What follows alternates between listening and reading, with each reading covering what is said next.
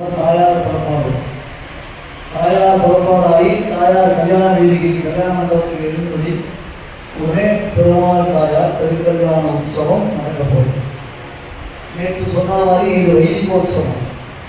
பாகவதத்தில் கல்யாணத்தை எக்ஸ்டென்சிவாக வரைகிறது. பாகவதத்தில் ரிஜிஸ்டர் மேரேஜ் தான் முடிகிறது. எப்படி தாராகிக்கு வந்தால் கல்யாணம் அவ்வளோதான் சொல்லிட்டார். ஆனால் சுவாமி தேசிகன் இந்த வைதிகோத்சவத்துடைய பற்றிய ஒன்றொன்றா எடுத்து அத்தியாசத்தியமாக அகலாபுரிய மகாகாவியத்தை சாதிக்கிறார். அந்த பற்றியை அந்த வைபவத்தை தான் நான் இப்போ 13வது சட்டத்தை வாசித்தோம்.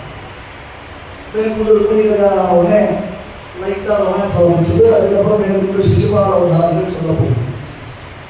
கேட்பார் விஷ்ணு கீழ்மணி வசனம் சிசுபாலன் சொன்னது அப்படியே பெருமாளுக்கு காதில் விஷவுன்றது என்ன யாரும் காதில் வாங்கினா அவ்வளோ கஷ்டமாக இருக்கு இல்லையா? அதனால் அந்த சிசுபால விஷவு பெருமாளுக்கு தினவு கீழே அதை கால் குளிர சகசிரநாம பாராயணம் பண்ணணும். இப்போ என்ன பண்ண போறோம்னா இந்த கட்ட வரையிலும் பாராயணத்தை நம்ம நிற்கிறோம். மறுபடியும் சாயங்காலம் 5 மணிக்கு பாராயணம். ஏன்னா கல்யாண உற்சவத்துக்கு பிரயாரிட்டி. கல்யாண உற்சவம் ஏற்பட்டு நடக்கும்போது விசேஷமாக அதை பார்க்கலாம். ஆனால் கல்யாண உற்சவம் வரையிலும் இப்போ நம்ம சேவிச்சிருந்தாங்க. கல்யாண உற்சவத்தை முடிச்சுப்போம். சாயங்காலம் ரிசப்ஷன் உற்சவத்தை நீங்கள் பார்க்கணும்.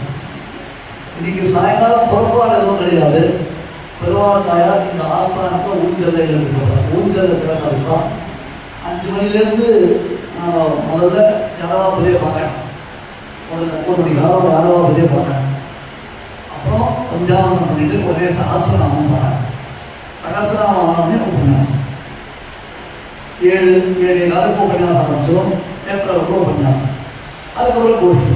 அதனால் சாயங்காலம் எங்கள் பெருமாள் தாயாரும் ஆஸ்தானத்தை ஊஞ்சல் இருந்து ரிசப்ஷன் உற்சவம் பண்ணுறதுனா இந்த சிசுபால இது சேவிச்சுட்டு உடனே நாம் சகசிரநாமம் சேவிச்சு பெருமாளுக்கு ஒரு சகசிரநாம அர்ச்சனையோட பெருமாளை சந்தோஷப்படுத்துறதுனால ஒரு பற்றி வச்சுருக்கோம்.